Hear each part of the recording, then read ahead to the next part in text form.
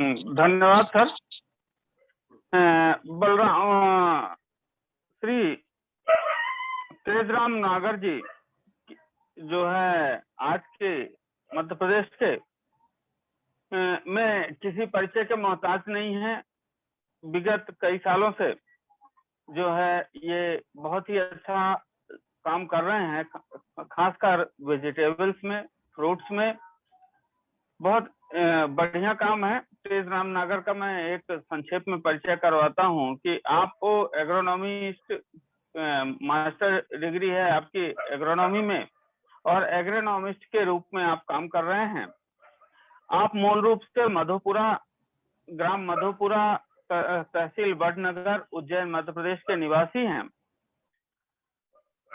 मधुपुरा में ही आपका जन्म हुआ, प्रारंभिक शिक्षा दीक्षा आपकी वहीं से हुई है। बीएससी एजी आपने होलकर साइंस कॉलेज से सी टेक्नोलॉजी में 2013 में की, और 2015 में आईटीएम विश्वविद्यालय इंदौर ग्वालियर से आपने एमएससी जो है एग्रोनॉमी में अपनी उपाधि प्राप्त की है।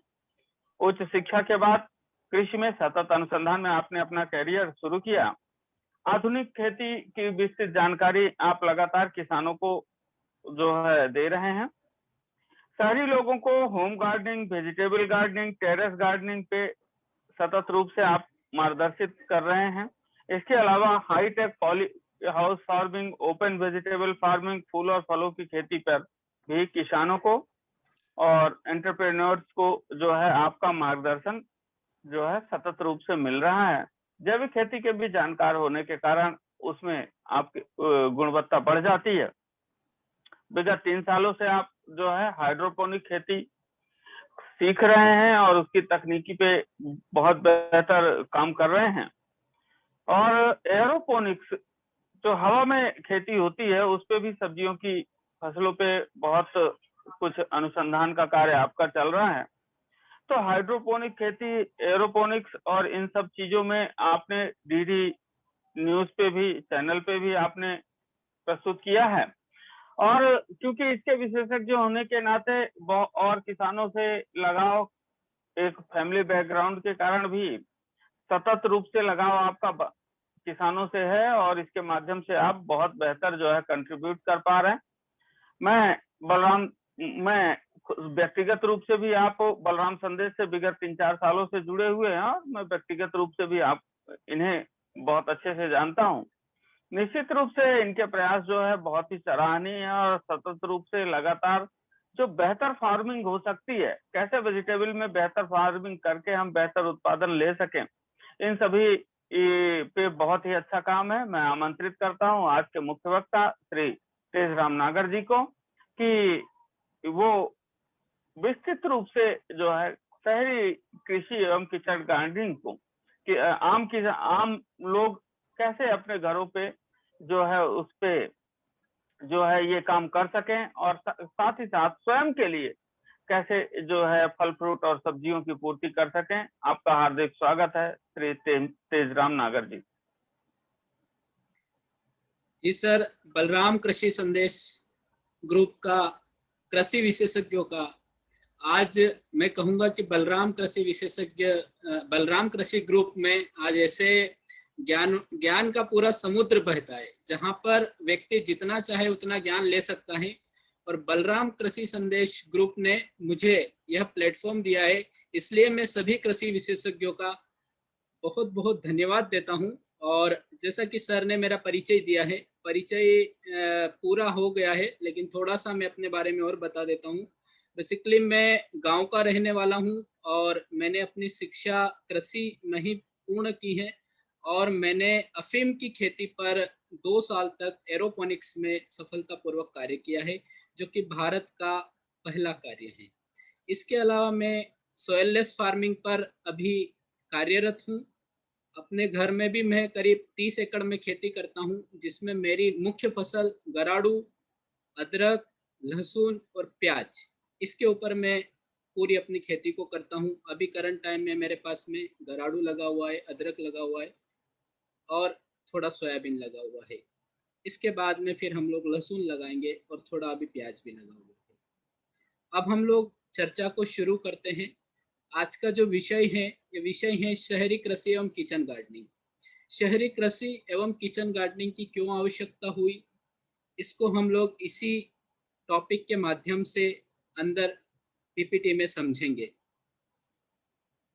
गृह उद्यान में सब्जियों को क्यों उगाएं? सब्जियां हम लोग जैसा कि खेतों में भी किसान सब्जियां उगाते हैं, कई सारे हमारे वर्ग हैं जो सब्जियों को उगाकर बाजार में बेचते हैं, लेकिन फिर भी क्या जरूरत पड़ गई कि हम लोग गृह उद्यान में सब्जियों को उगाएं। तो गृह उद्यान में सब्जी को उगाने का सबसे मुख्य उद्देश्य है कि हम लोग प्रकृति से जुड़ जाएंगे।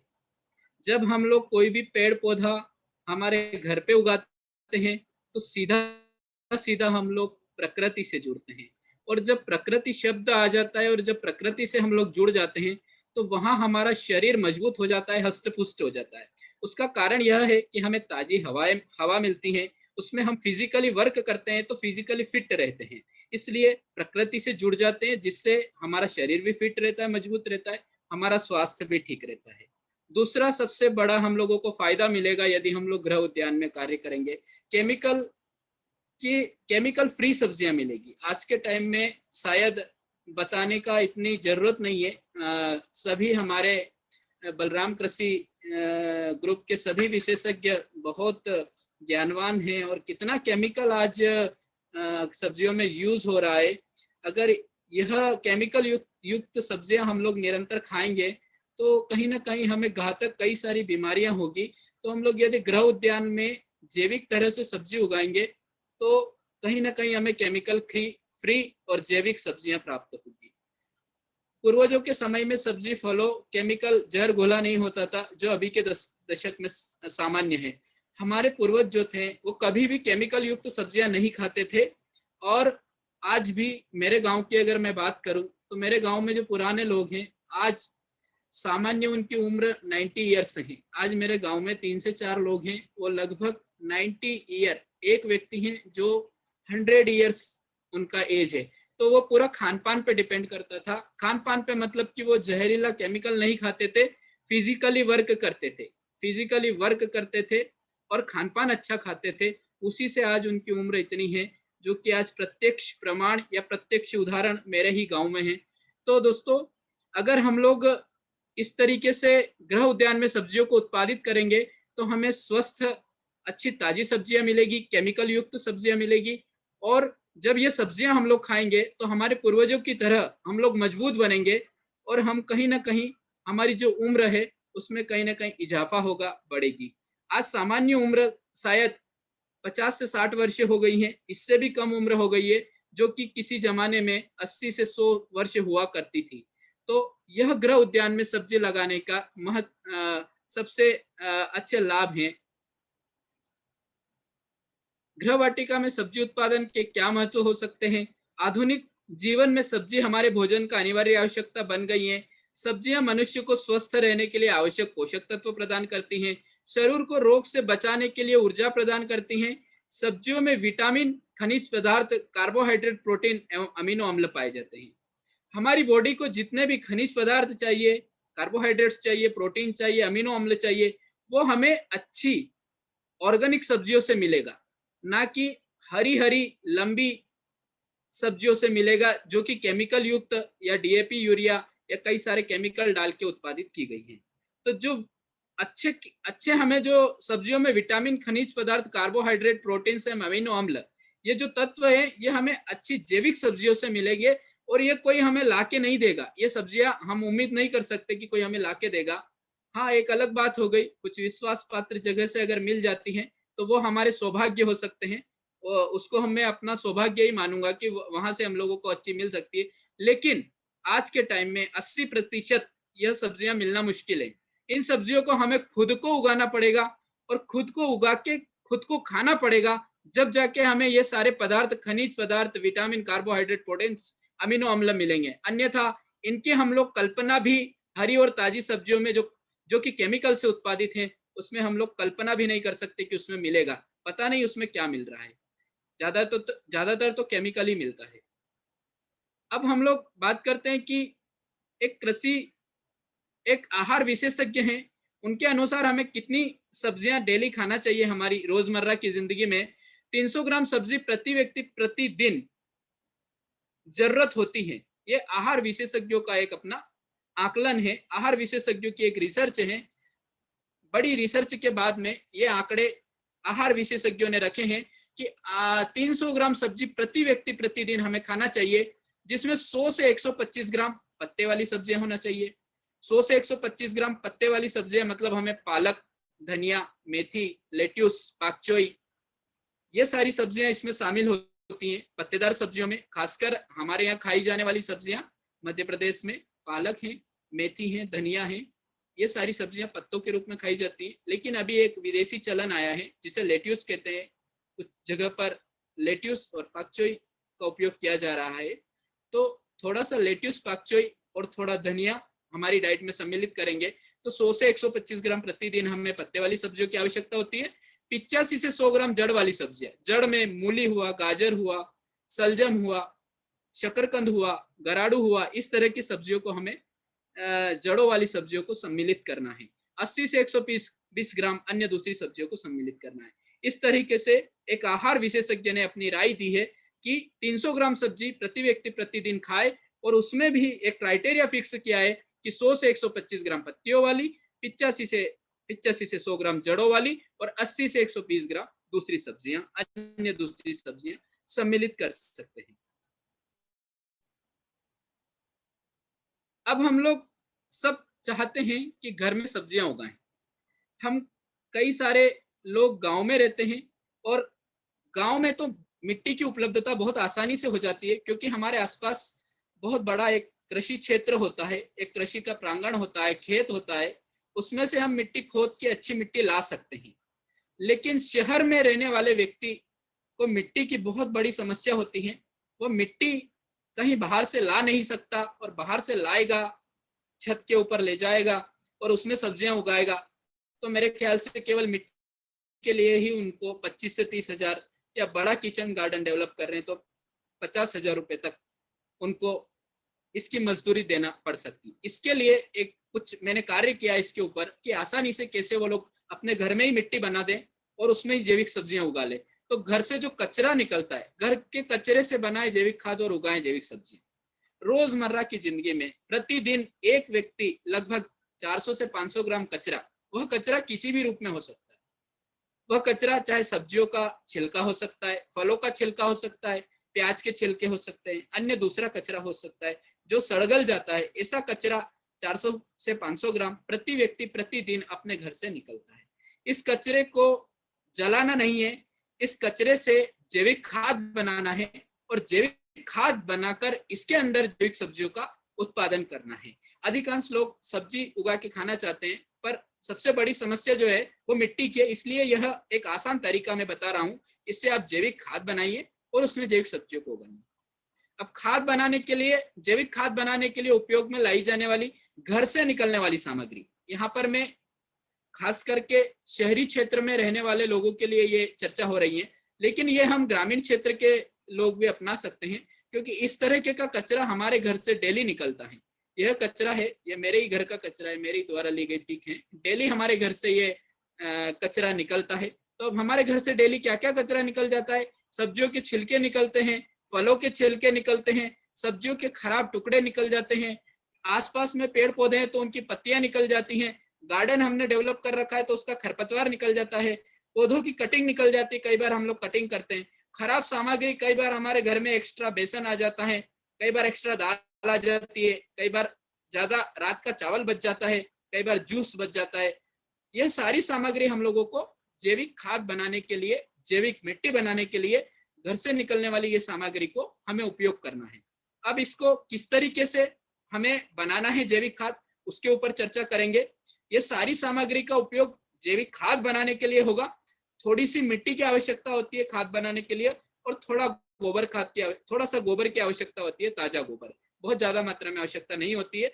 यदि शहर में गोबर की उपलब्धता है तो वह उपयोग कर सकते हैं, अन्यथा कई सारे आजकल डिकम्पोजर जो कचरे को डिकम्पोज करते हैं वो बाजार में उपलब्ध हैं, उनका भी उपयोग कर सकते हैं।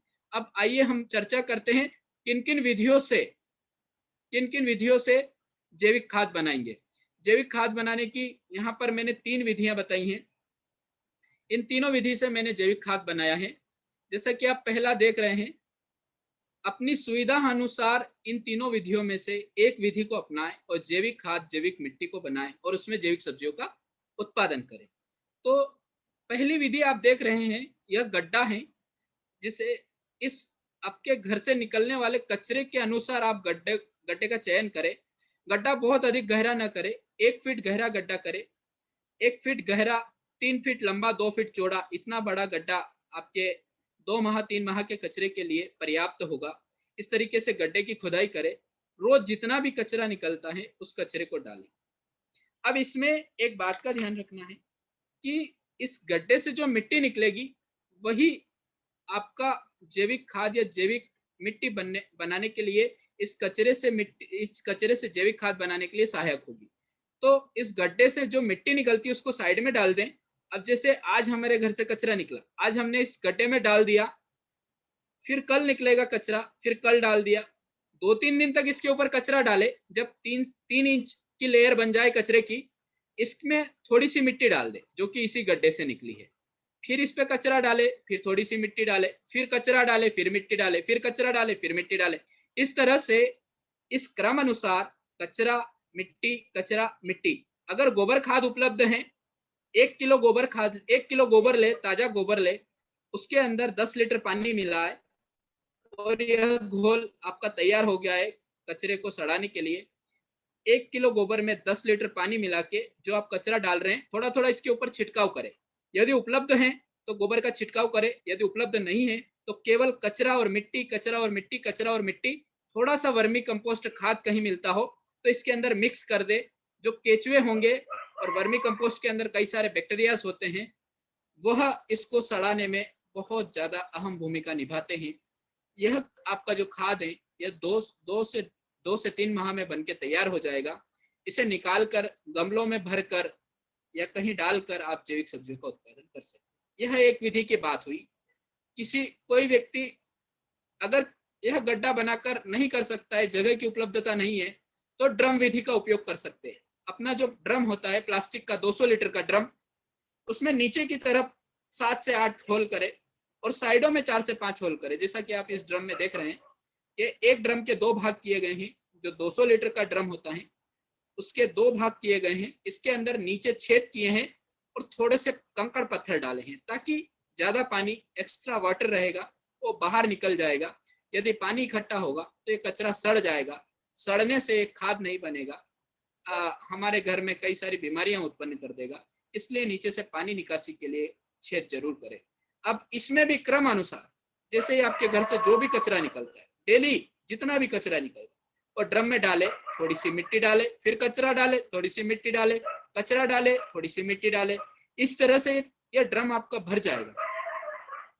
अब इसमें लास्ट वाली लेयर में, जो सबसे ऊपर वाली लेयर है, ये आप 4 इंच की लगाए और ये मिट्टी की लगाए, अच्छी मिट्टी की लेयर लगाए और इसके अंदर आप डायरेक्ट बीजों की बुआई कर दे। नीचे कचरा सड़ता रहेगा, ऊपर आपकी जैविक सब्जियों का उत्पादन होता रहेगा। जैसे जैसे कचरा डिकम्पोज होगा, जैसे जैसे अंदर कार्बन जनरेट होगा, वैसे वैसे इस सब्जी की जो जड़ें हैं वो अंदर जाएगी और अपना भोजन लेगी और हमें जैविक सब्जियों का उत्पादन यहाँ से मिल जाएगा। यदि बड़ा ड्रम उपलब्ध नहीं है तो आप छोटे ड्रम का उपयोग कर सकते हैं। नीचे ये 50 लीटर का ड्रम है, इसके अंदर भी नीचे छेद करना है, थोड़ा कचरा, थोड़ी मिट्टी डाल के। इस तरीके से आप जैविक खाद से आपके घर से निकलने वाले कचरे से आप जैविक खाद, जैविक मिट्टी बना सकते हैं। इसमें जैविक सब्जियों को उगाएंगे।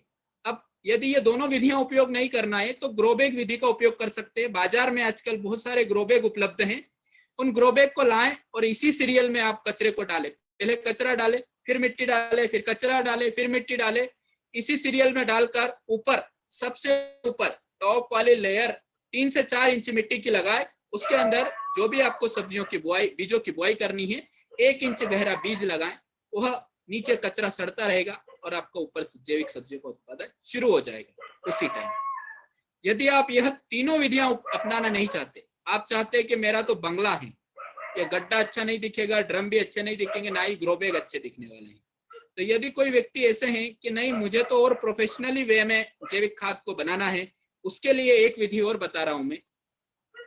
यह इंदौर का चित्र है। इंदौर में हमारे ये ओझा मैडम है, इनके साथ में हम लोग कई सारे घरों में हम लोग जैविक खाद को बनवा रहे हैं। करीब इंदौर में 150 घरों में मैंने सभी लोगों को कहा है लॉकडाउन के चलते कि आप इस तरीके से जैविक खाद बनाएं, और आज 150 घरों में जैविक खाद बन रही है और जैविक सब्जियों का उत्पादन हो रहा है।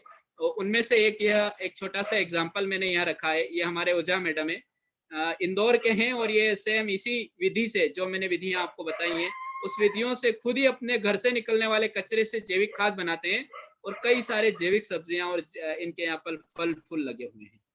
हाँ, अब कोई चाह रहा है कि नहीं मुझे ये तीनों विधियों को उपयोग नहीं करना है, मुझे कुछ प्रोफेशनल विधि अपनाना है, तो बाजार में आज ये एक ऐसा वर्टिकल टावर उपलब्ध है जिसके साइडों में आप देख सकते हैं, यहाँ पर आप मिट्टी भर देंगे और बीच में ये खाली जगह है, और इसमें बीच वाले पाइप में आप देख रहे हैं इसमें कुछ होल। सर देख पा रहे हैं ना? सर हाँ देख पा रहे हैं? बिल्कुल देख पा रहे हैं सर। तो इसको थोड़ा सा हम लोग बहुत आसान विधि से इसमें जैविक खाद बनती है, इसको समझना। ये बहुत अच्छा एक कंपोस्टर है, प्लस जैविक सब्जी उत्पादन करने के लिए एक वर्टिकल टावर है। तो इसके अंदर हम लोग लगभग 50 पौधे लगा सकते हैं। 50 पौधे, पालक, मेथी, धनिया, मूली, गाजर, जो भी हम लोगों को लगाना है वो लगभग 50 पौधे लगा सकते हैं। और साथ ही इसमें ये साइडों में तो मिट्टी भर देंगे, और ये बीच में खाली स्पेस दिख रहा है आपको, इसके अंदर हमारा जितना भी घर से निकलने वाला कचरा है, और डेली हम लोग ये ऊपर वाला ढक्कन खोलेंगे, इसमें ऊपर ढक्कन है, ये ढक्कन खोलेंगे और अंदर कचरा डाल देंगे, थोड़ा सा मिट्टी डाल देंगे, फिर दूसरे दिन फिर ढक्कन खोलेंगे, कचरा डाल देंगे, और इसके अंदर थोड़ा सा वर्मी कंपोस्ट डाला जाता है, और वर्मी कंपोस्ट के अंदर उपस्थित जो केचुए होते हैं वो इस कचरे को खाते हैं, और इस होल के माध्यम से, जो इसके अंदर होल बना रखे हैं, इस होल के माध्यम से अंदर की मिट्टी बाहर, बाहर की मिट्टी अंदर, इस तरीके से पूरा एक साइकिल चलता रहता है। जब केचुओं को लगता है कि हमें अंदर कचरा नहीं खाना है, वो बाहर की मिट्टी खाने आ जाते हैं इधर, और उनको लगता है कचरा खाना है तो कचरा खाने इसके अंदर आ जाते हैं। इस तरीके से ये लगभग आपका 1 माह का कचरा पूरा इसके अंदर आ जाएगा। इसका हाइट अप्रोक्सीमेटली 5 से 6 फीट होता है इस टावर का। और जब पूरा भर जाता है तो आपको ये नीचे यहाँ पर एक इसका ये दिख रहा होगा, एक छोटा सा यहाँ पर इसमें सिस्टम लगा हुआ है। यहाँ से ये सारा जो खाद है वो हम लोग कलेक्ट कर लेंगे। यहाँ से नीचे से हम लोग सारा खाद हाथ की सहायता से कलेक्ट करके निकाल लेंगे और दूसरे हमारे गमलों में डाल देंगे। इस तरीके से अगर प्रोफेशनल वे में अगर जैविक, आपके घर से निकलने वाले कचरे से अगर जैविक खाद बनाना है तो इससे बना सकते हैं। इसकी बाजार प्राइस लगभग 9,000 रुपए है। इसमें जैविक खाद भी बनती है और साथ ही सब्जियों का उत्पादन होता है। खाद बनती रहती है, सब्जियों का उत्पादन होता रहता है, और यह एक बहुत ही अच्छा लुकआउट, बहुत अच्छा है, दिखने में बहुत सुंदर है। ये जैसे कई सारे घरों में जगह की कमी होती है तो वो व्यक्ति ग्रो बैग में या गमलों में जैविक सब्जियों का उत्पादन कर सकते हैं। मैंने लगभग 500 गमलों में प्रयोग किए हैं और उन्हीं प्रयोगों के फोटो में आपको यहाँ दिखा रहा हूँ। यह इसमें आपके गमले में लगा हुआ, ये 12 इंच का गमला है और इसके अंदर ये पालक लगा हुआ है। ये भी 12 इंच का गमला है। इसके अंदर ये बैंगन है, ये मूली है, ये 12 इंच का ही गमला है। और यही सेम आकार का गमला 12 इंच का है और इसके अंदर ये टोमेटो का प्लांट लगा रखा है। और मैंने ये जो टोमेटो का प्लांट है, जो सीड यूज किया है, ये अनटर्मिनेट वैरायटी थी जिसका हाइट कंटिन्यूस बढ़ता रहता है और कंटिन्यूस बढ़ेगा, कंटिन्यूस फ्रूटिंग होगी, फ्लावरिंग होगी, फ्रूटिंग होगी। ये ऐसा सीड है जिसकी ग्रोथ रुकती नहीं है। नीचे से हम लोग हार्वेस्ट करेंगे, वापस प्लांट ऊपर से बढ़ेगा, वापस से फ्लावरिंग आएगी और फ्रूटिंग होगी। इस तरीके से ये पॉली हाउस सीड्स मैंने यूज किया था और इस गमले से अप्रोक्सीमेटली मैंने 9 kg टोमेटो निकाला था। टोटल 9 kg टोमेटो इससे निकला और काफी हेल्दी और काफी अच्छा टोमेटो इससे निकला और ये फुल जैविक था। इसमें मैंने कोई फर्टिलाइजर नहीं डाला था, फर्टिलाइजर के नाम पर कुछ भी नहीं डाला था, सारे जैविक प्रोडक्ट यूज किए थे। तो सब्जियां उगाने का जितने भी शौकीन व्यक्ति हैं वो इस तरीके से गमले में भी सब्जियां उगा सकते हैं। लेकिन थोड़ा सा बातों का ध्यान रखना रहेगा इन गमलों में सब्जियों को उत्पादन करने के लिए। आगे उन बातों का किस तरीके से ध्यान रखना है वो मैं आपको बताऊंगा। अब ये मेरा ही प्रयोग है, ये किसी बुक में से या किसी और व्यक्ति से सुन के या कहीं से नहीं इसको करते हुए, मैंने खुद ने 500 गमले लिए हैं और उसमें डिफरेंट डिफरेंट टाइप के मीडिया भरे, और करीब मैंने 500 गमलों में डिफरेंट टाइप के मीडिया भरने के बाद में जो मेरे को सबसे अच्छे रिजल्ट मिले, जिससे मुझे टमाटर 8 किलो मिला, उस मीडिया को मैं आपको इस पीपीटी के माध्यम से शेयर कर रहा हूँ। इसका फोटो जरूर ले सभी लोग। इसमें हम लोगों को मिट्टी कैसे तैयार करना है गमले की, उसके ऊपर पूरी चर्चा है। मिट्टी हम लोगों को लेना है 40%। जो भी हम लोग मिट्टी लेंगे वो ओनली 40% ही मिट्टी लेंगे।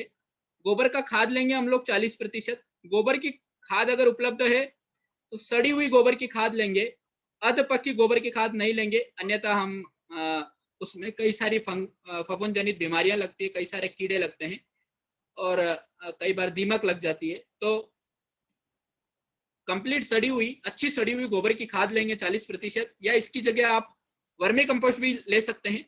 गोबर खाद या वर्मी कंपोस्ट 40%, मिट्टी 40%। 12 इंच के गमले में आपको 25 ग्राम नीमखली डालना है, इससे ज्यादा नीमखली नहीं डालना है। ज्यादा नीमखली डालने से भी कई सारी प्रॉब्लम्स होती हैं, प्लांट्स की ग्रोथ थोड़ी कम आती है।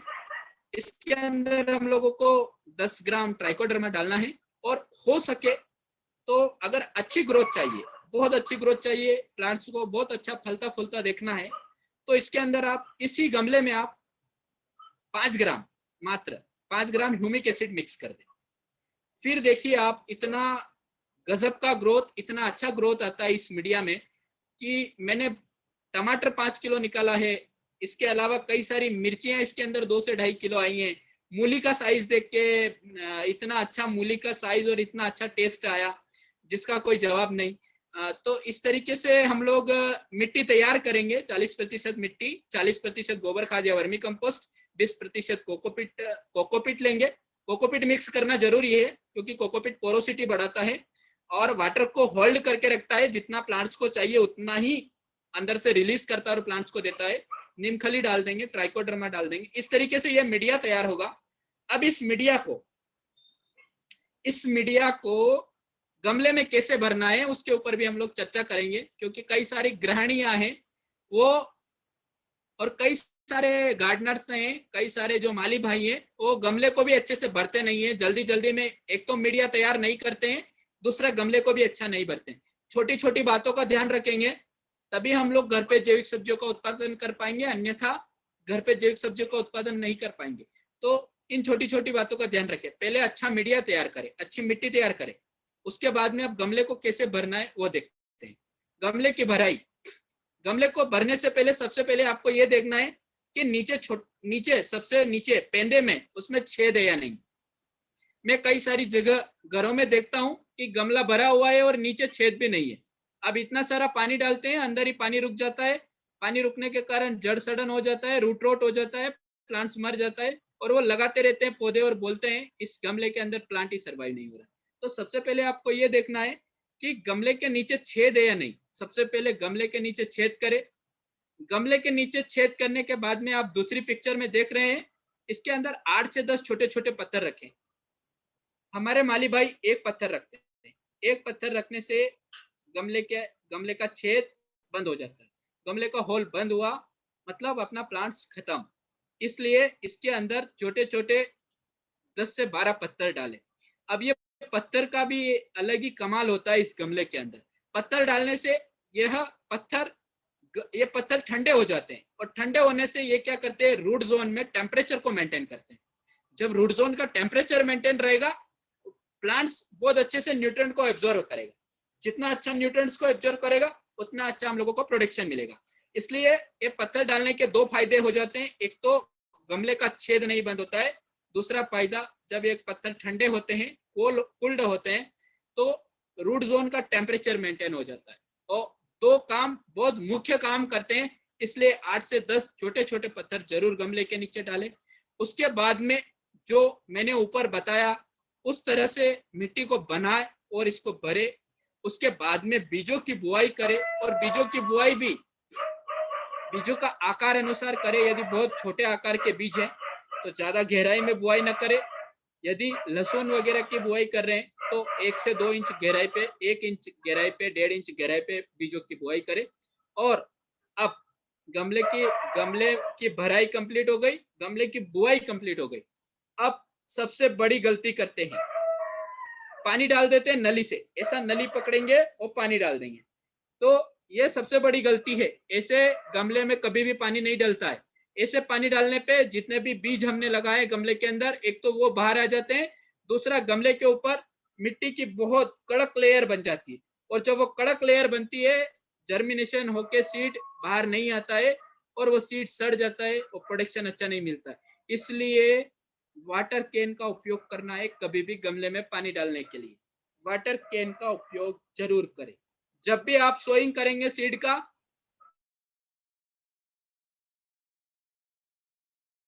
तो आपको वाटर कैन से ही पानी डालना है। यदि होते हैं उन स्प्रे पंप के माध्यम से पानी डाल दीजिए। इस तरीके से मिट्टी बनाएंगे और गमले की भराई करके बीजों की बुआई करेंगे तो आशा करता हूँ बहुत अच्छी सब्जियों का उत्पादन होगा।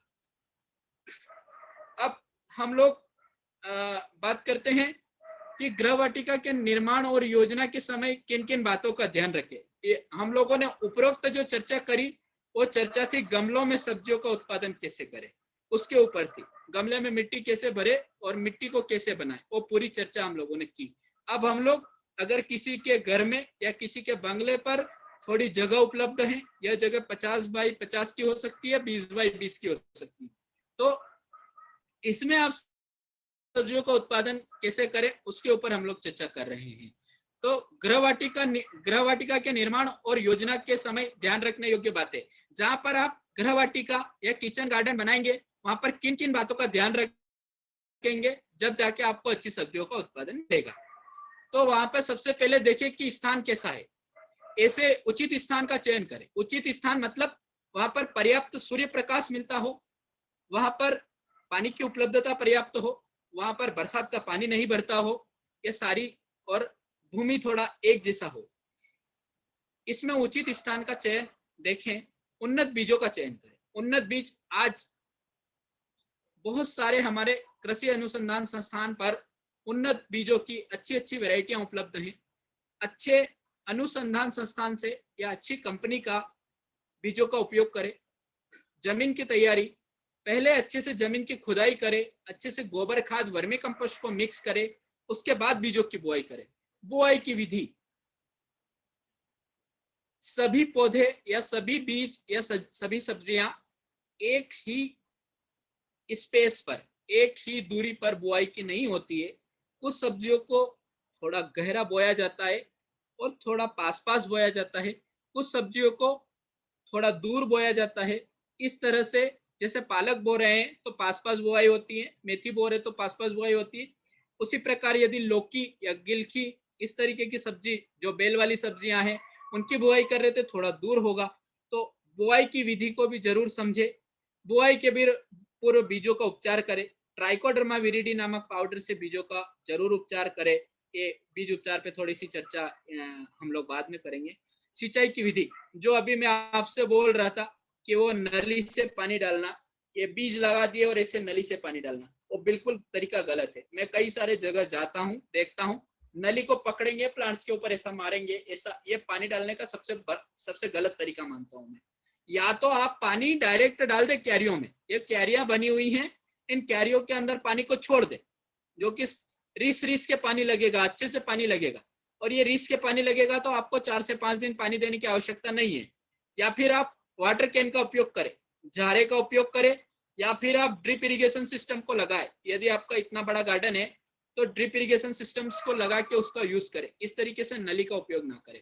यह मेरे ही द्वारा डेवलप किया गया एक गार्डन है विजयनगर में। हम लोगों ने 50 बाई 50 के एक बंगले पर इस तरीके से गार्डन को डेवलप करके दिया था। ये संदीप चौरड़िया सर के यहाँ का है। और ये साल भर यहाँ से कोई भी सब्जी बाजार से नहीं आती है इनकी। आप देख रहे हैं बाउंड्री के ऊपर यहाँ पे पूरे फल लगे हुए हैं। ये अमरूद लगा हुआ है, ये जामुन का पौधा है और ये बेर का पौधा है। हम लोगों ने ग्राफ्टेड पौधे लगाए बाउंड्री पर, जो फल उनको देते हैं।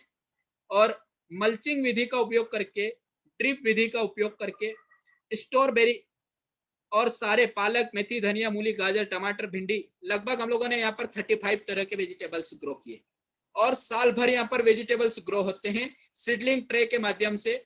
चेरी टोमेटो, लेट्यूस, पाकचोई, जुकनी, सब कुछ यहाँ प्रोड्यूस होता है एक्सोटिक वेजिटेबल में। तो इस तरीके से अगर छोटी छोटी बातों का ध्यान रखेंगे तो बहुत अच्छा गार्डन हम लोग डेवलप कर पाएंगे। सिंचाई की विधि पे बात कर ली। खरपतवार प्रबंधन, कोई भी खरपतवार को ना आने दे। खरपतवार से कई सारी बीमारियां आती हैं और ये खरपतवार एक ऐसा अनवांटेड प्लांट है, अनवांटेड प्लांट्स जो कि पौधों के साथ कई सारी प्रतिस्पर्धा करता है, पानी के साथ प्रतिस्पर्धा, सनलाइट के साथ प्रतिस्पर्धा, इवन स्पेस के साथ प्रतिस्पर्धा। इसके साथ ही कीट और बीमारियों का मुख्य स्रोत हो सकता है खरपतवार। कीट और रोग नियंत्रण समय पर करे, कीटों का इंतजार न करे, रोगों का इंतजार न करे, समय समय पर इसमें स्प्रे करे। फसल कटाई और तुड़ाई, हाँ मैंने कई सारे घरों में देखा है कि एक लौकी लग गई उनके घर पे तो वो बहुत ज्यादा खुश हो जाते हैं कि हमारे घर में लौकी लग गई, और उसको इतना बड़ा कर लेते, इतना बड़ा, और मालूम पड़े कि दूसरा लौकी उस प्लांट पे लगेगा ही नहीं, क्योंकि एक लौकी को इतना बड़ा कर लिया कि जितना उस लौकी के प्लांट्स में न्यूट्रिएंट्स था, जितने कैपेबिलिटी थी, वो सारा उस सिंगल लौकी को देख के और वो खत्म हो जाता है। इसलिए समय पर फसल की कटाई और तुड़ाई करे। जैसे ही लौकी बना, छोटा सा लौकी हार्वेस्ट करे, दूसरा लौकी आएगा। जैसे गिलकी बना, छोटा लौकी को छोटी गिलकी को हार्वेस्ट करे, तरोई को हार्वेस्ट करे, करेले को हार्वेस्ट करे।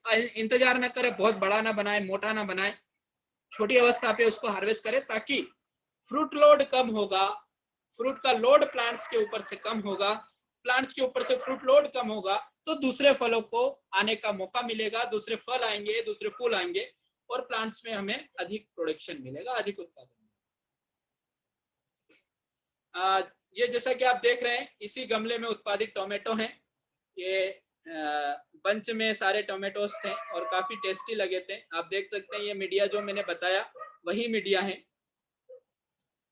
ये चेरी टोमेटो है। अभी जो मैं आपको गार्डन दिखा रहा था जिसमें एक भाई साहब स्प्रे कर रहे थे, ये उसी बंगले के फोटो हैं। ये चेरी टोमेटोज हैं। ये किसी नेट से ली हुई पिक्चर नहीं है, मेरे ही द्वारा उत्पादित किए गए चेरी टोमेटोज हैं। और ये छोटी छोटी बातों का ध्यान रख के ही हमने उत्पादित किए हैं।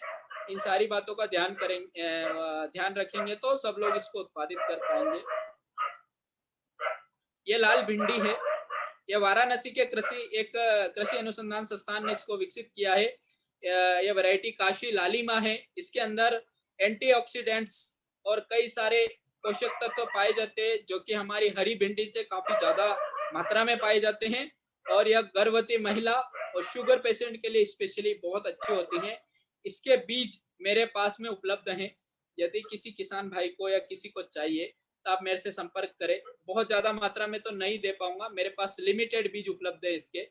मैं 20, 25, 50 बीज की व्यवस्था करके आपको दे सकता हूँ। मैंने लगभग 6 साल पहले इसको उगाया था और अभी कंटिन्यूस उगा रहा हूँ। काशी लालिमा यह वैरायटी है। अब हम लोग कृषि से जुड़े हुए हैं, हम कई सारे ऐसे विशेषज्ञ हैं जो खेती से जुड़े हुए हैं। हम लोगों को तो पता है कि किस माह में कौन सी सब्जियों को उगाना है, लेकिन शहरी क्षेत्र में रहने वाले कई सारे ऐसे परिवार हैं, कई सारी ऐसी गृहिणियां हैं, कई सारे ऐसे वर्ग हैं जिनको ये पता नहीं है कि किस माह में कौन सी सब्जियां उगाएं। तो गर्मी के समय में करेला, तरबूज, खरबूज, करेला, खीरा, ककड़ी, लौकी, टिंडा, परवल, टमाटर, बैंगन, ये सारी सब्जियां उगाएं आप। बरसात के मौसम में टिंडा, लौकी, करेला, परवल, भिंडी, टमाटर, बैंगन, मिर्च, सेम, लोबिया, गंवार फली ये उगाएं। ठंड के मौसम में यह सारी सब्जियों को उगाएं। पत्ता गोभी, फूल गोभी, गांठ गोभी, गाजर, प्याज, लहसुन, पालक, मेथी, ब्रोकोली, लेट्यूस, सलजम, शिमला मिर्च, टमाटर, धनिया, प्याज, सौंफ, जीरा, राई आदि ये सारी सब्जियां। इसका एक मेरे पास चार्ट है, वो भी मैं ग्रुप में शेयर कर लूंगा। मैंने अपना एक चार्ट बनाया है, एक बुक लिखी है, उस बुक का एक चैप्टर है किस माह में कौन सी सब्जियां उगाएं। ये चैप्टर मैं आपके साथ शेयर करूंगा ग्रुप में। सब्जी उत्पादन में आवश्यक पोषक तत्व, किसी भी पौधे को अपना जीवन चक्र पूरा करने के लिए 17 पोषक तत्वों की आवश्यकता होती है। इन पोषक तत्वों को यदि हम पौधे को नहीं देंगे अपने जीवन चक्र को पूरा नहीं कर पाएगा और अच्छा उत्पादन नहीं देगा। और इन पोषक तत्वों में हमें nitrogen, phosphorus, potash, magnesium, calcium, zinc, iron आदि सम्मिलित करना रहता है। इन सारे पोषक तत्वों को संतुलित मात्रा में हम पौधों को देंगे तो हमें बहुत अच्छा उत्पादन मिलेगा। यदि हम लोग पोषक तत्वों की पूर्ति नहीं करेंगे प्लांट्स में, उसमें डिफिशियंसी सिम्टम्स आएंगे, कहीं फ्लावर ड्रॉप होगा, कहीं कुछ और सिम्टम्स आएंगे और डेफिनेटली उसका सीधा सीधा प्रभाव हमारे उत्पादन पर पड़ेगा।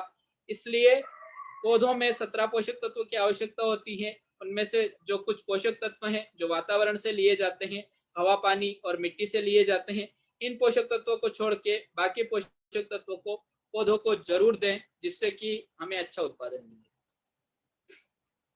अब हम लोग बात करते हैं कीट नियंत्रण की।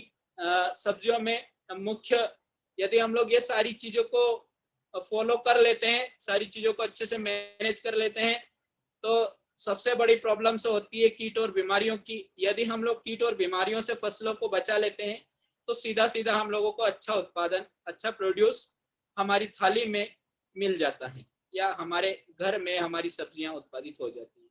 अब इनको कैसे नियंत्रित करना है, कुछ मेरे अनुभव है तो अनुभव आपके साथ शेयर कर रहा हूँ।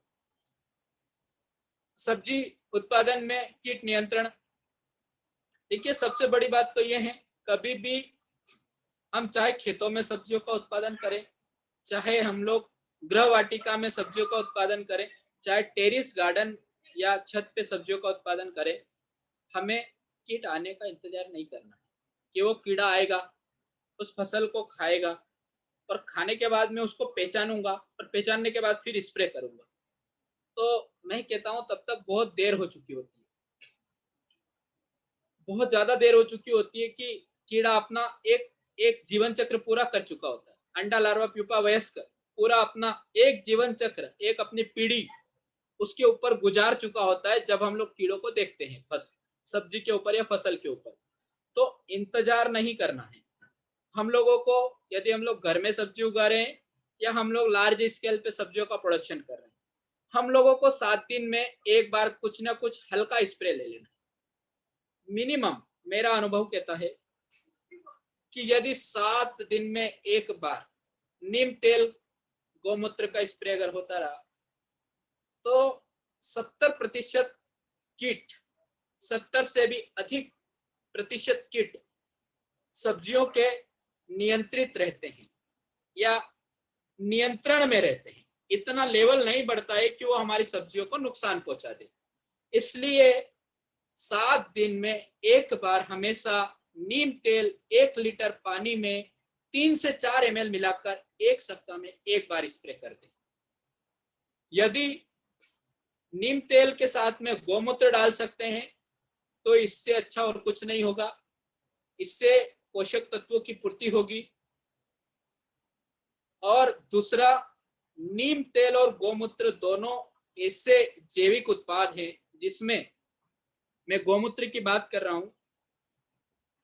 गौमूत्र एक ऐसा उत्पाद है जो कि प्रकृति का दिया हुआ है।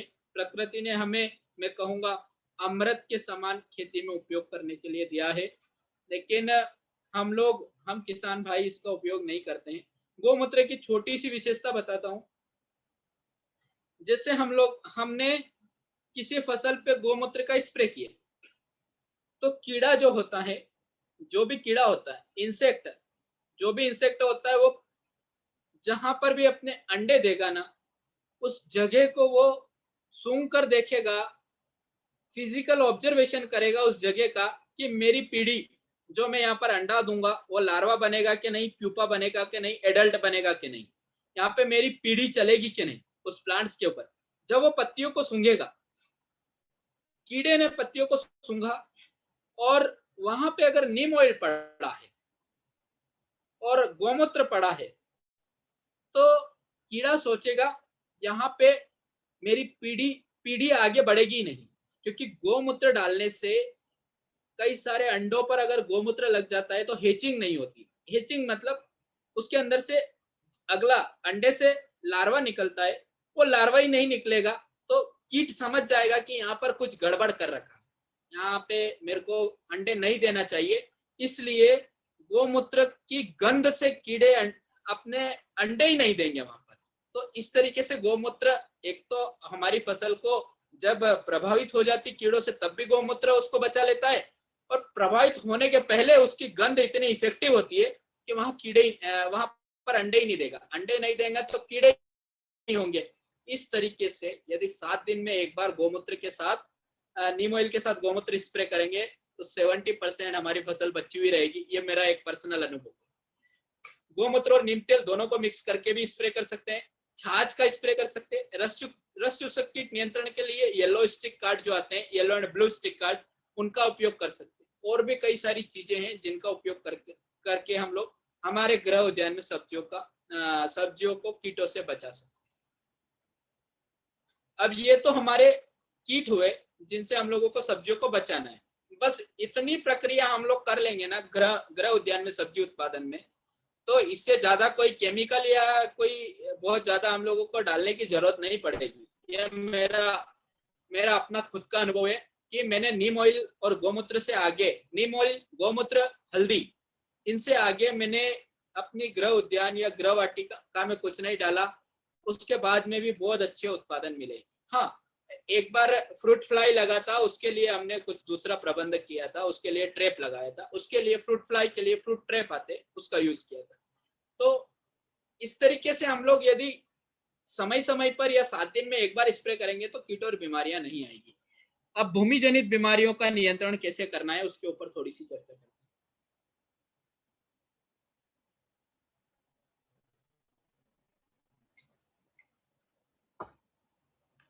मिट्टी जनित बीमारियां भी हमारे गृह उद्यान में सब्जियों के पौधे को खराब कर देती हैं। तो मिट्टी जनित बीमारियों से पौधे को किस तरीके से बचाएं उसके ऊपर थोड़ी सी डिस्कस करते हैं। जो हम लोग मीडिया बनाएंगे गमलों के लिए, उसको पहले अच्छे से उस मिट्टी को सूर्य प्रकाश में सुखाएं। गर्मी में सुखाने से उसके अंदर उपस्थित सारी फंगस, सारे बैक्टीरिया मर जाएंगे और यह एक तरीके से बहुत अच्छे सोलराइजेशन हो जाएगा, जिससे कि कीट और बीमारियां नहीं लगेगी। मिट्टी में ट्राइकोडर्मा विरिडी पाउडर का उपयोग करें। यदि 12 इंच का गमला है तो 10 ग्राम ट्राइकोडर्मा विरिडी पाउडर को मिक्स कर दे। मिट्टी में नीम खली को मिक्स करें। नीम खली भी एक वरदान है पौधों के लिए। कई सारे रोगों से, कीटों से, खासकर नीमाटोड से हमारी फसल को बचाती है। इसलिए 25 ग्राम नीम खली 12 इंच के गमले में डाल दें। थोड़ा यदि सरसों खली उपलब्ध है तो गलाकर सरसों खली का उपयोग करें।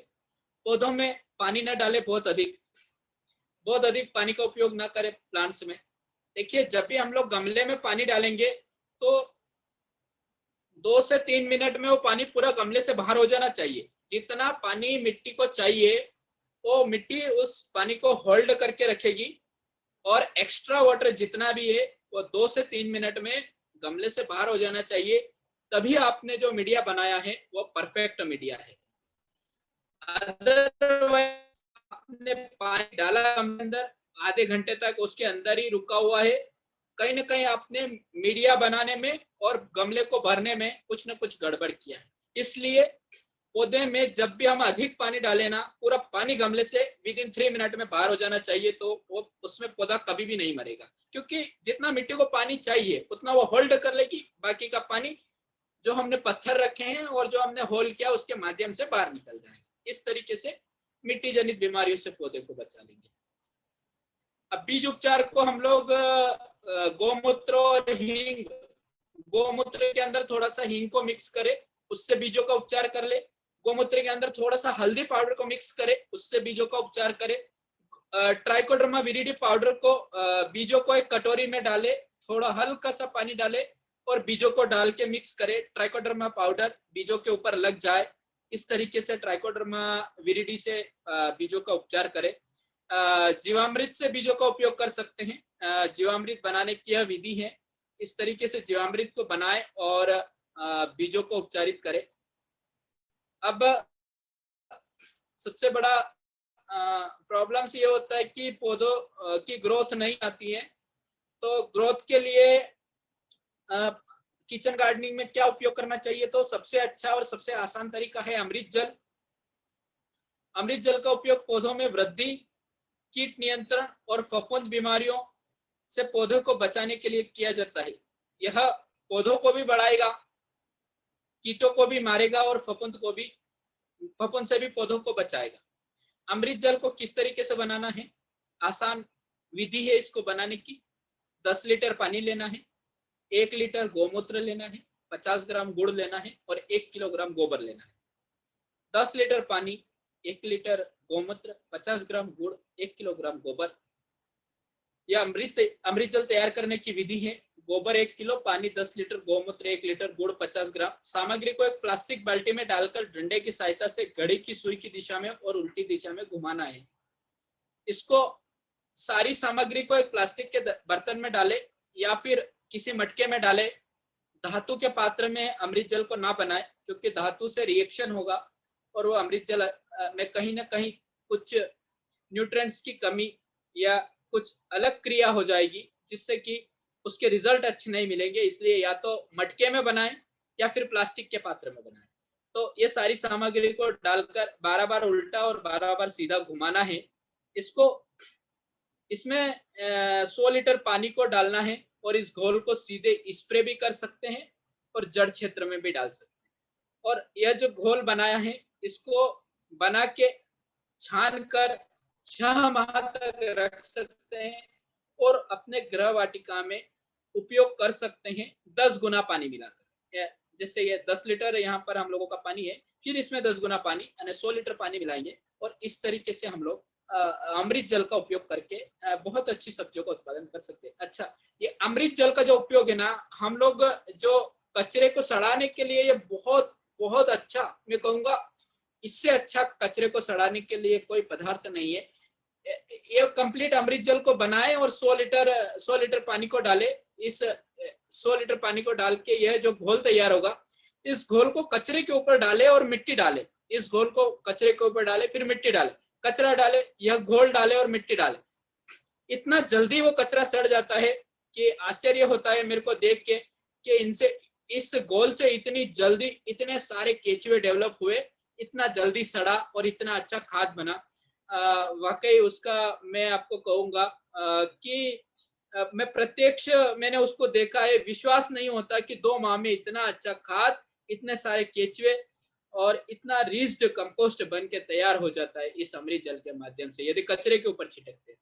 इस तरीके से ये कचरे से भी जैविक खाद बनाने के लिए अमृत जल का उपयोग कर सकते हैं। यदि कचरा हमारा सूखा है, समझिए यदि खेत से कचरा निकल रहा है, जैसे कोई हम लोगों ने सोयाबीन का भूसा निकला या गेहूं का भूसा निकला, तो उस भूसे को अमृत जल के अंदर डुबोए। 24 घंटे के लिए इस अमृत जल के अंदर डुबो दे। अमृत जल को बनाए, किसी बड़ा पात्र ले या किसी बड़ा ऐसा कुछ गड्ढा करे, उस गड्ढे के अंदर इसको बनाए और जितना भी भूसा है उसको गीला करे या बना के एक भूसे के ऊपर डाल दे। वो भूसा भी बहुत जल्दी सड़ जाएगा और खाद बन जाएगा। इस तरीके से अमृत जल का उपयोग भी आप जैविक मिट्टी, जैविक खाद बनाने के लिए कर सकते हैं। साथ ही कीट के नियंत्रण और फफूंदी के नियंत्रण के लिए कर सकते हैं। नीमाशस्त्र का उपयोग कर सकते हैं। नीमाशस्त्र को बनाना बहुत आसान है। 1 किलोग्राम नीम के फल या नीम की खली लेना है, 1 किलोग्राम नीम की पत्तियां या टहनियां लेना है, 1 लीटर गौमूत्र लेना है, 250 ग्राम गाय को गोबर लेना है। इन सभी को मिक्स करके रखना है और ये लगभग आपका 48 घंटे में बनकर तैयार हो जाता है। इस तैयार घोल को नीमाशस्त्र कहते हैं और इसे आप 6 माह तक कांच की बोतल में या प्लास्टिक के पात्र में ठंडी सूखी जगह पर रखकर इसको भंडारित कर सकते हैं और इसमें 7 से 10 गुना पानी मिलाकर यदि स्प्रे करेंगे तो बहुत सारे कीट और बीमारियां इससे नियंत्रित हो जाएगी। इस तरीके से यदि नीम ऑयल का उपयोग ना करें तो नीमाशस्त्र का भी उपयोग कर सकते हैं। बहुत सारी चर्चाएं मैंने आपके साथ में करी हैं और मैंने किचन गार्डनिंग के ऊपर बहुत सारा कार्य किया है। मैं पिछले 4 साल से मेरे करियर में थोड़ा सा किचन गार्डनिंग के ऊपर भी साइड में कार्य कर रहा हूं, जिसमें मेरे साथ करीब 100 से 150 फैमिलियां जुड़ी हुई हैं और उन सारी फैमिलियों के अनुभव, उन सारी फैमिलियों के जितने भी चैलेंजेस आते हैं, जितने भी प्रॉब्लम्स आती है, समस्याएं आती हैं, उन सारी समस्याओं को मैंने समझा है, ग्राउंड लेवल से देखा है और उसके ऊपर मैंने घर पर उगाए जैविक सब्जियां इसके ऊपर एक 160 पेज की बुक लिखी है, जो कि अभी एक 10 से 15 दिन में प्रकाशित होकर बाजार में उपलब्ध हो जाएगी। और यह 200 रुपए की बुक है। इसके अंदर 40 तरह की सब्जियों के ऊपर संपूर्ण वर्णन है। जैविक खाद कैसे बनाना है, कीटों को किस तरीके से जैविक तरीके से नियंत्रित करना है। लगभग मेरे अनुभव है इसके अंदर 15 से 20 तरीके के जो मैंने तरीके अपनाए थे जैविक कीट नियंत्रण के, वो सारे मैंने लिखे हैं इसके अंदर। वो सारे तरीके इसके अंदर मैंने लिख के और पूरा 20 चैप्टर में इस किताब को मैंने पूरा किया है। आशा करता हूं कि आप लोग इस बुक को खरीदेंगे और यहाँ के जितने भी कृषि के विशेषज्ञ हैं, कृषि में महारत हासिल कर रखी है, हमने अभी अभी करियर को स्टार्ट किया है, लेकिन आप सभी का आशीर्वाद हमेशा मिलता रहा है और मिलता रहेगा। तो सभी मेरे जितने भी कृषि विशेषज्ञ हैं, ये एक बार इसको खरीदें और पढ़ें। बहुत अच्छी बुक मैंने लिखने की कोशिश की है आप सभी के आशीर्वाद से। साथ ही मैंने एक कार्य और किया है। मैंने अभी डिजिटल सारा कार्य डिजिटल आ गया है। जितना भी वर्क आज हो रहा है वो सारा डिजिटलाइज हो गया है। तो कोई भी व्यक्ति आज फिजिकली कहीं जाना पसंद नहीं करता है कोरोना की वजह से, या कोरोना का डर भी है। हम लोग अभी 2 से 3 साल सोचते हैं कहीं 10 से 20 किलोमीटर या 50 किलोमीटर जाने में, या कहीं किसी ट्रेनिंग को अटेंड करने में। तो मैंने अपना एक प्लेटफॉर्म जनरेट किया है। यह प्ले स्टोर पर उपलब्ध है। प्ले स्टोर पर आप माई क्रॉप डालेंगे तो ये ग्रीन सिंबल आएगा, इस तरीके का ग्रीन सिंबल है। माई क्रॉप नाम से मेरी एक एप्लीकेशन मैंने लॉन्च कर दी है। इसको लॉन्च करे मेरे को लगभग 6 माह हो गए हैं, और इसके अंदर किचन गार्डनिंग से रिलेटेड सारी जानकारियां मैंने वीडियो के माध्यम से, फोटो के माध्यम से और चैप्टर के माध्यम से 20 चैप्टर दिए हैं। उन 20 चैप्टर में सारी जानकारियां डाल दी हैं। इस एप्लीकेशन को डाउनलोड करके आप 1 साल की मेंबरशिप 200 रुपए में इससे ले सकते हैं। और मैं इसके अंदर लगभग, मेरे पास में एग्रीकल्चर से संबंधित लगभग 700 GB डाटा है, और डाटा मैं इसके ऊपर शेयर करने वाला हूं। जैसे जैसे फसलों के ऊपर मेरा कार्य होगा, वैसे वैसे मैं इस एप्लीकेशन के माध्यम से अपने सारे अनुभव, मेरी जिंदगी के सारे अनुभव इस एप्लीकेशन के माध्यम से मेरे सभी किसान भाइयों के साथ में, मेरे अपने सभी कृषि विशेषज्ञों के साथ में साझा करने की कोशिश करूंगा। दूसरा, यदि मैंने कोई गलतियां की हैं तो उन गलतियों के लिए आपके सुझाव हमेशा मैं लेने की कोशिश करूंगा और इसको बेहतर बनाने की कोशिश करूंगा। अब ये सारा टॉपिक यहाँ पर कंप्लीट हो चुका है, और आप सभी ने मेरे को ध्यानपूर्वक सुना, इसलिए आप सभी कृषि विशेषज्ञों का, किसान भाइयों का, छात्रों का, गृहिणियों का, सभी का बहुत बहुत धन्यवाद। जी सर, आपका भी हाँ बहुत बहुत धन्यवाद सर। आपने बहुत अच्छे से हमारे जो पार्टिसिपेंट्स हैं उनको बहुत ही गहराइयों से जो आपके अनुभव हैं उनको शेयर किया, जिसमें आपने कैसे सब्जियां, कैसे खाद, कीट और बीमारियों को कैसे कंट्रोल करना है। तो आपका भी हृदय से आभार। अब मैं यदि बलराम संदेश टीम में कोई है मेंबर तो प्लीज जो भी क्वेश्चंस हैं उनको लेने का प्रयास करें। बसंत वर्मा जी, आप अपना परिचय दे करके और जो भी आपका सवाल है सर आप पूछिए। बसंत वर्मा जी। जी नमस्कार सर। जी नमस्ते सर। जी नमस्ते। नागर जी नमस्कार। जी नमस्ते। आपसे चूंकि आप पूरा परिचित है, इसलिए मैं ज्यादा कुछ बात तो नहीं करूंगा। आपसे ये जानकारी चाहिए थी मुझे कि जो लाल भिंडी आपकी बात की थी, वो भिंडी मैंने करीब लगाई है 750 ग्राम बीज मुझे उपलब्ध हो गया था, पर किसी कारण से मेरा स्वास्थ्य ठीक नहीं होने के कारण जी सर बताइए। वो मेरी अनुपस्थिति में बहुत प्लांट टू प्लांट बहुत अधिक पास लग गए। तो क्या उसकी अपन ट्रांसप्लांटिंग कर सकते हैं क्या? और मुझे इससे बीज ही बनाना है। अच्छा, आपने कितने दिन हुए उसको ट्रांसप्लांट करे सर? नहीं कर सकते हैं क्या? अभी की नहीं। बीज बुआई करे कितने दिन हुए? बीज बुआई को होगा करीब 12 दिन।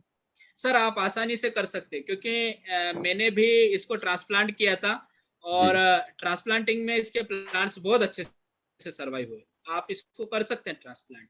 अच्छा, मैंने खुद ने किया था इसको ट्रांसप्लांट। जी मैंने हाँ, मैंने अपने ग्राउंड मतलब अपने इस पे जमीन पे इसके बीज डाले थे, फिर गमले में ट्रांसप्लांट किया और ड्रम अच्छा। काट के मैंने लगाया, ड्रम में इसको ट्रांसप्लांट किया था, तो बहुत अच्छे से हुआ।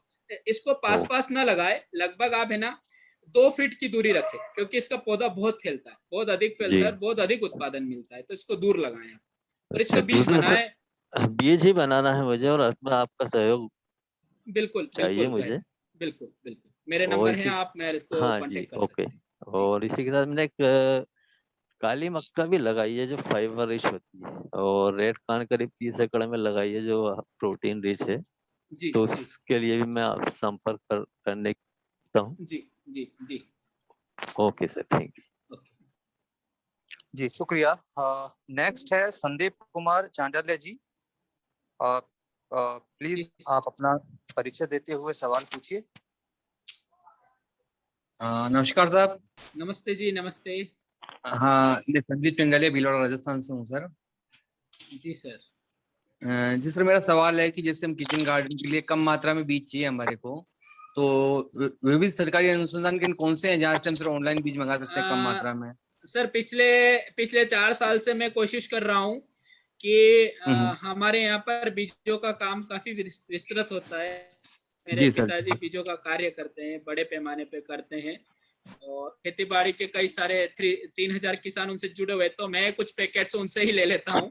उसमें से छोटे अच्छा, छोटे पैकेट बना के जितने भी हमारे लगभग 150-200 परिवार जुड़े हुए हैं उनको मैं प्रोवाइड करा देता हूँ। और सर मैंने पैकेट बनाया है, करीब ये पैकेट सर 30 बीजों का है, 30 प्रकार के बीज हैं, और ये 250 रुपए का है, और बहुत अच्छी क्वालिटी के बीज है, बहुत अच्छी क्वालिटी के। तो ये लगभग 8 रुपए का एक प्रकार का बीज पड़ जाता है। इसमें no profit no loss, no business. अच्छा सर, तो हम कैसे मंगा सकते हैं सर इसको? सर आप मेरा कांटेक्ट नंबर ग्रुप में से लीजिए, या मैं दे देता हूँ कांटेक्ट नंबर, आप मेरे से आप दे दीजिए कांटेक्ट सर। करके बुलवा सकते हैं सर, मैं जी सर, प्रोवाइड करा आप सकता हूँ। ठीक है सर आपने। अच्छा, मैं कह रहा हूँ दूसरा सवाल था सर मेरा जी बताइए। कि गार्डन के अंदर से मिट्टी का लेवल क्या होना चाहिए? जैसे मुझे अभी मिट्टी भरवाऊंगा मैं उसमें, तो कितने इंच की मिट्टी की मोटाई रखूं सर परत उस पे? लेवल मतलब जैसे नीचे कुछ आपका नीचे पत्थर वगैरह कुछ है क्या? हाँ सर, नीचे की मिट्टी सही नहीं है सर वो अभी। तो लगभग आप अगर सब्जियां उगाना चाहते हैं तो सर 6 इंच मिट्टी तो होना चाहिए, 6 से 7 इंच मिट्टी। अच्छा सर, ठीक है सर, थैंक यू सर। ठीक है, वेलकम सर। हाँ नागर सर, अब हैंड तो किसी के रेज नहीं है, कुछ चैट बॉक्स से मैं सवाल लेता हूँ। जी सर, जी सर। सर विशाल जी हैं जम्मू से, पूछ रहे हैं कि टेरेस गार्डनिंग में जो कंपनी वाले हैं वो किस तरह का जो है सॉइल मिक्स देते हैं? सर टेरेस गार्डनिंग अभी बहुत बड़ा बिजनेस बन गया है, और कंपनी वाले जिधर उनको पास से सोयल मिलता है, जहां पर अवेलेबिलिटी पास की हो जाती है, वही से सोयल को उठाते हैं और उसी सोयल में कुछ मिक्स करते हैं, वो कोकोपीट मिक्स करते हैं, कुछ उसके अंदर वर्मी कंपोस्ट वगैरह मिक्स करके और बना देते हैं। लेकिन उसमें रेशो मेंटेन नहीं करते हैं, जैसा मैंने आपको एक परफेक्ट रेशो दिया है कि आपको 40% मिट्टी लेना है, 40% गोबर खाद या वर्मी कंपोस्ट लेना है, 20% कोकोपीट लेना है, ऐसा विशेष कोई रेशो मेंटेन नहीं करते हैं। वो एक कहना चाहिए सेलिंग पर्पस से कुछ तो भी मिक्स करके ट्रॉली से मिक्स करके दे देते हैं। उसके अंदर विशेष मैं नहीं कहूंगा कि बहुत अच्छा मीडिया मिलता है, और बाजार से खरीदे गए मीडिया का हमारे कई सारे फैमिलीज हैं, उनके अनुभव अच्छे नहीं रहे सर। हाँ, प्रेस मेट और सिटी कंपोस्ट भी वो इस्तेमाल करते हैं जो मैंने देखा है।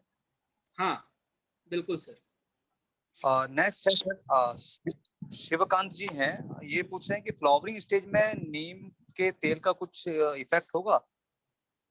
सर आप नीम ऑयल जो है, आप प्लांट्स जैसे जर्मिनेट होता है, जर्मिनेट होने के लगभग 4 से 5 दिन बाद से यूज करना शुरू करें, तो जब तक आप प्लांट्स उखाड़ेंगे तब तक भी डालेंगे तो नीम ऑयल का कोई इम्पैक्ट नहीं होता है, क्योंकि मैंने खुद ने उपयोग किया है, और मैंने केवल नीम ऑयल उपयोग किया है। हर 7 दिन 8 दिन में एक बार नीम ऑयल गोमूत्र, नीम ऑयल गोमूत्र, एक बार नीम ऑयल, एक बार गोमूत्र। फ्लावरिंग स्टेज पे तो नुकसान फ्लावरिंग नहीं पे करता है कोई इम्पैक्ट नहीं करता सर, नीम ऑयल का कोई इम्पैक्ट नहीं है फ्लावर्स के ऊपर। संदीप कुमार जी हैं, वो सीड के लिए पूछ रहे हैं कि उन जो उन्नत किस्म के बीज हैं वो कहाँ से मंगवाएं, क्योंकि जो इस तरह की जो गार्डनिंग है उसमें थोड़ी थोड़े बीजों की जरूरत पड़ती है, तो क्या आप भी प्रोवाइड कराते हैं सर? सर इसके लिए मैंने अभी छोटा सा एक डिस्कशन किया था साहब से। ये समस्या सब लोगों के साथ होती है, इसलिए मैं साल के करीब 200 पैकेट बनाता हूं, और जितने भी हमसे फैमिलियां जुड़ी हुई हैं, कई सारी फैमिलियां जुड़ी हुई हैं, उन फैमिली को हम लोग 30 तरह के बीज, 30 टाइप्स के सीड 250 रुपए में अवेलेबल करवाते हैं। उसमें no profit, no loss, no business होता है। केवल हम लोग पैकेट्स को फाड़ते हैं, जितने में पैकेट्स आया है वो पैकेट्स को पैक करते हैं स्मॉल क्वांटिटी, और वो सीड को हम लोग भेज देते हैं। आप मेरा नंबर इनके साथ शेयर कर सकते हैं। हम लोग 250 रुपए में इनके पास 30 तरह के बीज अच्छी क्वालिटी के पहुंचा सकते हैं सर। ठीक है सर। नेक्स्ट सवाल शिवकांत जी का, जो अमृत जल और नीम अस्त्र बनाते हैं, क्या उसको जो ढक्कन है उसको कपड़े से ढकना चाहिए या हाँ, ऊपर से सूती कपड़े से ढकना है, सूती कपड़े से ढक देना है जी, टाट के बोरी सूती कपड़े, और छायादार स्थान पे रखना है जी। बताइए। ऑर्गेनिक में लीफ माइनर के लिए कुछ है सर? ऑर्गेनिक में लीफ माइनर के अनुभव ये कहता है कि अगर कंटिन्यूअस गौमूत्र का यूज रहा, और जैसे ही कोई लीफ माइनर आता है उस पत्ती को काट के हटाना है। सेकेंड थिंग, हम लोगों ने लीफ माइनर टमाटर में बहुत ज्यादा परेशान कर रहा था, तो हम लोगों ने रात में एक बल्ब जलाया और बल्ब के नीचे पानी रखा, पानी के अंदर थोड़ा सा केमिकल डाला, तो उसमें कई सारे लीफ माइनर के जो है एडल्ट गिरे मिले थे। उससे हम लोगों को कहीं ना कहीं 40 से 50% कंट्रोल मिला। बिल्कुल। लाइट ट्रैप और येलो ट्रैप हैं, और लाइट ट्रैप है, ये तो काफी जो ऑर्गेनिक फार्मिंग है तो बहुत ही सक्सेस है, ये तो करना ही चाहिए। किचन गार्डनिंग हो चाहे ऑर्गेनिक फार्मिंग करने वाले कोई भी हो, तो इससे काफी हम लोगों को सर 40-50% कंट्रोल हुआ इससे। बिल्कुल बिल्कुल। और कोई सवाल है सर? हाँ, ये आशुतोष आनंद जी पूछ रहे हैं कि ये किताब आपकी जो छप रही है ये सर कहाँ से अवेलेबल? सर मेरा कांटेक्ट नंबर सर से या मैं चैट बॉक्स में ही डाल देता हूँ, वहां से लीजिए। मैं इसको प्रोवाइड करवा दूंगा सर। मैं अपना नंबर लिख रहा हूँ चैट बॉक्स में। आशुतोष जी पूछ रहे हैं कि सॉइल में जो पोषक तत्व हैं कितने समय पर पुनः डालना चाहिए, मतलब एक बार शुरू में यूज कर लिया उसके बाद फिर रिपीटेशन जो होना चाहिए वो गमले में कितने समय पर होना चाहिए? देखिए, जैसे हम लोगों ने गमले में सब्जियों का उत्पादन किया है, तो हम लोगों ने एक फसल ले ली गमले में, जैसे हमने टमाटर उत्पादित कर लिया गमले में, तो उसमें जितना भी हम लोग मिट्टी, कोकोपिट और वर्मी कंपोस्ट डालेंगे, उसमें से मैक्सिमम न्यूट्रिएंट्स से एब्जॉर्ब कर लेगा प्लांट्स, क्योंकि लिमिटेड स्पेस होता है प्लांट्स के अंदर, लिमिटेड मीडिया होता है, इसलिए मैक्सिमम न्यूट्रिएंट्स को एब्जॉर्ब कर लेगा। इसलिए आपको वापस जब आप गमला भरेंगे, रिपोर्टिंग करेंगे, जिसको रिपोर्टिंग कहते हैं, दोबारा गमले को भरना कहते हैं, उस समय वापस से इस मिट्टी को आप जब आप भरेंगे तो इसको मिट्टी मान के फिर गमले को फिल करना है। यह 40% मिट्टी रहेगी आपकी, फिर इसके अंदर आपको 40% वर्मी कंपोस्ट या गोबर खाद मिक्स करना है, 20% कोकोपिट मिक्स करना है और गमले को भरना है। ये जो आपका मिक्सचर रहेगा इसको आपको मिट्टी कंसीडर करके और फिर भरना है सर जी। अच्छा सर, जो वायरस की समस्या जैसे मोज़ेक वायरस है सब्जियों में आता है, आपका अनुभव क्या कहता है, इसको कंट्रोल करने के लिए बेस्ट तरीका क्या है? एक मिनट सर, मैं नंबर डाल देते हैं, फिर हम लोग इस पर बहुत अच्छी चर्चा करेंगे। सर वायरस का, जैसे कि हम लोग अभी लार्ज स्केल पे सॉइललेस में भी फार्मिंग कर रहे हैं और मिट्टी में भी फार्मिंग कर रहे हैं, तो वायरस कहीं ना कहीं, एक तो कई बार सीड बोर्न हो सकता है कि सीड से ही वायरस आ जाए, वो तो बहुत मुश्किल से कंट्रोल होता है। दूसरा, वायरस की जो समस्या आ रही है ना सर, मेरा ऑब्जर्वेशन ये कहता है कि अनबैलेंस फर्टिलाइजर,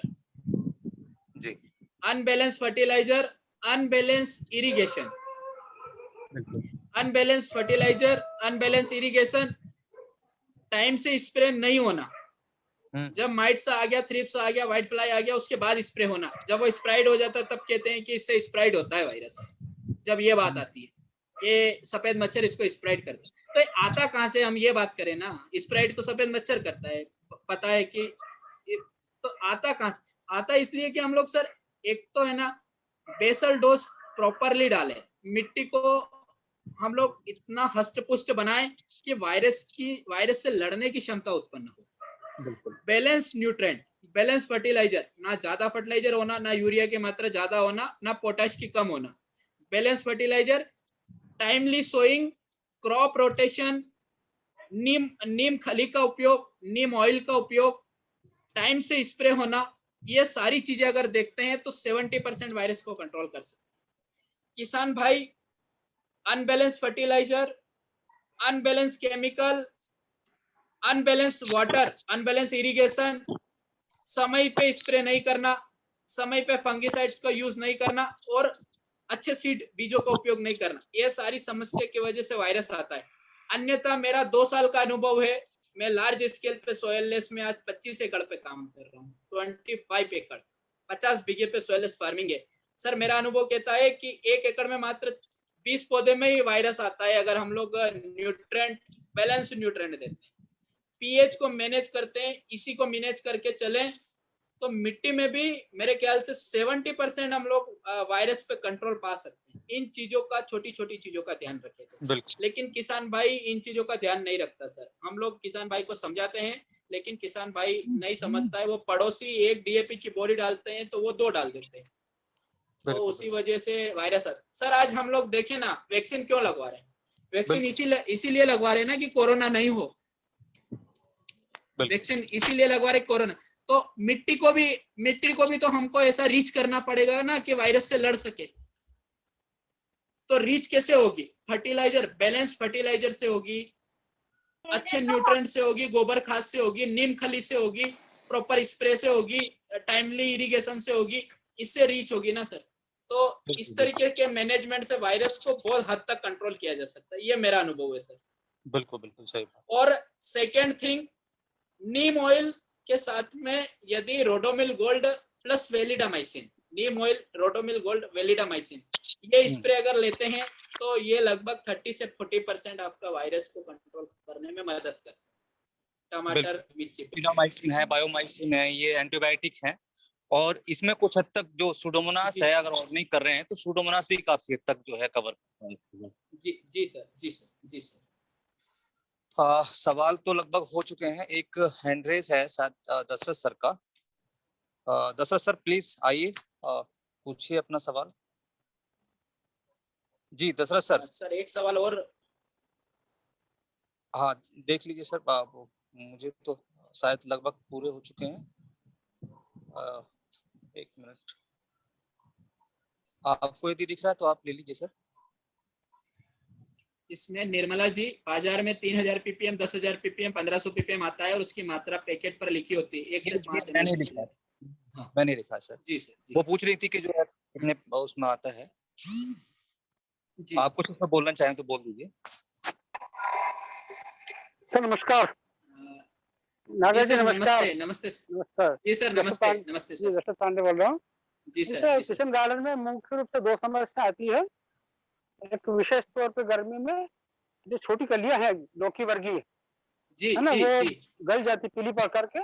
जी और सर। एक कद्दू का जो लाल कीड़ा है ना, जी सर, वो ज्यादा आता है, तो उसको कंट्रोल के लिए कुछ बताएं आप। जी सर। जी सर, जो पीली पड़ के सूख जाती हैं वो 2-3 कारणों से होता है। एक तो बीजों की अच्छी गुणवत्ता नहीं होना, दूसरा बोरान की कमी का होना, और तीसरा पॉलिनेशन का नहीं होना।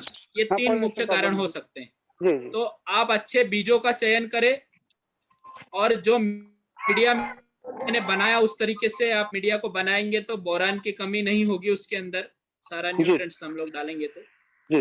थर्ड, पॉलिनेशन का प्रॉब्लम होता है, तो जो ब्रश आते हैं पेंटिंग के लिए, छोटे छोटे ब्रश आते हैं sir, hand pollination early morning 8 बजे एक फ्लावर से दूसरे फ्लावर में टच करें तो ये आपकी प्रॉब्लम 60% तक सॉल्व हो जाएगी सर। उसमें और मैं कुछ वीडियो भी आपके साथ साझा करूंगा कि जी जी किस तरीके से पॉलिनेट करना है, आप मेरे नंबर पे व्हाट्सएप पे हाई लिख के डाले सर। जी बिल्कुल ठीक। कद्दू में आपने लाल कीड़ा बताया सर, गोमूत्र और नीम तेल का स्प्रे ले, ये सारी समस्या नहीं होगी सर। वही कि कीड़ा आने के बाद उपचार न करे, निरंतर उपचार करते रहे तो कीड़ा नहीं आएगा सर। जी जी जी जी धन्यवाद। बहुत बहुत ज्यादा नुकसान होता है सर ओवर। जी जी जी जी सर। चलिए सर, सवाल तो सब फिनिश हो गए। बहुत बहुत आभार सर। अब मैं जो आज का वेबिनार है उसका पूरा जो रिव्यू है उसके लिए मैं डॉक्टर प्यासी सर, जो डॉक्टर देवेंद्र प्यासी जी वैज्ञानिक हैं, वरिष्ठ वैज्ञानिक हैं जवाहरलाल कृषि नेहरू विश्वविद्यालय में, और हमारे मेंटर भी हैं, और ये पूरी एक्टिविटी जो है जो बलराम संदेश की है वो सर ही चलाते हैं, उनके ही सानिध्य में हम सब लोग काम करते हैं। मैं डॉक्टर प्यासी सर को आमंत्रित करता हूं, उनसे निवेदन करता हूं कि वो आए और जो आज की वेबिनार है उसका कृपया करके सारांश देने का कृपया करें। जी सर, प्लीज कम। बहुत बहुत धन्यवाद आदरणीय नागर जी। बहुत ही अच्छा, बहुत ही शार्ट कम्युनिकेशन में आपने बहुत ही अच्छे जो है अपने अनुभव आज के हमारे जो प्रतिभागी हैं उनमें किसान हैं, शोध छात्र हैं, इसके अलावा बहुत सारे गृहणियां हैं, बहुत सारे वैज्ञानिक भी हमारे कृषि विज्ञान केंद्रों से आज जो है आपके माध्यम से उन्होंने ज्ञान जो है अर्जित किया है। मैं आप सभी का धन्यवाद करता हूं। आज के वेबिनार में 65 लोगों की उपस्थिति रही, जिसमें जो है 7 से 8 राज्यों का प्रतिनिधित्व मिला। जम्मू सहित अपने आप में जो है जम्मू से भी 2 किसान हमारे साथी जुड़े थे। मैं उन सभी का सादर साधुवाद करता हूं, धन्यवाद करता हूं और उम्मीद करता हूं कि आगे भी आप सब लोगों का स्नेह जो है बलराम संदेश को मिलता रहेगा, और बलराम संदेश जो है निरंतर रूप से इस तरह के वेबिनार किसानों के लिए, किसानों के द्वारा, किसानों के माध्यम से आयोजित करता रहेगा। और उम्मीद करता हूं कि आगे जो है हमारे विशेषज्ञ के रूप में, क्योंकि जो है तेजराम नागर जी का गराड़ू पे भी बहुत अच्छा अनुभव है, इसके अलावा हाइड्रोपोनिक्स में, एरोपोनिक्स में, इसमें भी बहुत अच्छा प्रशिक्षण इन्होंने प्राप्त किया है। तो मैं उम्मीद करता हूं कि आगे के जो हमारे वेबिनार होंगे उनमें जो है हाइड्रोपोनिक्स का और गराड़ू की खेती, इन दोनों विषयों पे आगे भी जो है ये हमारे किसानों को मार्गदर्शन देंगे। इसी के साथ मैं सादर धन्यवाद करता हूं कि आपने बहुत ही शार्ट कम्युनिकेशन में जो है आज हमारे किसानों को लाभान्वित किया, और मैं उम्मीद करता हूं कि किसानों को उससे बहुत बेहतर लाभ हुआ होगा। आप सभी का सादर धन्यवाद। साथ ही साथ धन्यवाद करता हूं टीम बलराम को, जिसके सतत सहयोग के कारण ये सभी वेबिनार आयोजित किए जाते हैं, जिसमें मुख्य रूप से हमारे राजेंद्र चौरे जी, प्रणय व्यास जी, राज नंदवाना जी, धीरज गहलोत जी नागपुर से हैं, राज जी जो है अपने राजस्थान से हैं, इसके अलावा शिव कुमार जी जिन्होंने कार्यक्रम की शुरुआत की और सतत रूप से जो है उसका संचालन करते रहे, जो कि जो है मृदा विभाग जो है उत्तर प्रदेश में है, मेरठ से आप संबंधित हैं, सुरेश द्विवेदी जी रीवा से हैं। तो इस तरीके से एक पूरी जो है योगेश कौरव जी नरसिंहपुर से हैं। तो सभी लोग मिलके, विकास पटेल जी भोपाल से हैं, इस तरीके से 11 लोगों की टीम है। शुभम जी जो है भोपाल से हैं। तो 11 लोगों की टीम है जो सतत रूप से जो है बलराम संदेश के सभी कार्यक्रमों को संचालन करती है। मैं बलराम संदेश टीम की ओर से जो है सभी का साधुवाद करता हूं, सभी का धन्यवाद करता हूं, और उम्मीद करता हूं कि आगे भी आप लोग सामंजस्य बनाकर सभी लोग टीम बलराम के रूप में अपने अपने कार्यों, अपने अपने दायित्वों का निर्वहन करते रहेंगे, जिससे आगे भी हम ऐसे वेबिनार आयोजित करते रहें। और आप सभी का सादर धन्यवाद करते हुए शुभ रात्रि, जय बलराम। जय बलराम।